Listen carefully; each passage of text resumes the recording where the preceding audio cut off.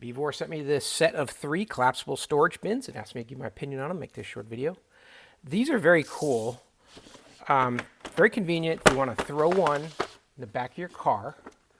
And when you get groceries or you're running errands at the Home Depot or the Lowe's store or whatever, you have this very low profile, just kind of stacked away in the back, not taking up much space. So when you need to use it, you just lift it up, give it a little shake like this, and you immediately have a full-blown storage box.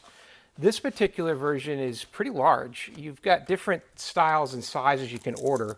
This one comes in at 12 inches high, 20 inches long, and 14 inches deep. And super convenient. The sides just fold right down and in, and you can even securely lock them. They'll snap right into place. So the box won't falter. The sides won't pop in. Very sturdy. And then when you need to do that, unsnap those sides again, and then just kind of wiggle the middle like this to let it fall down and collapse. It's down again. So I really like these, super convenient. I'm a pretty organized person, so I'd like to keep one of these in the back of each of my vehicles so that if I am getting groceries or getting stuff, I just throw it all back in here and bring it in the house all in one sweep. Hey, I hope that helps. Have a great day.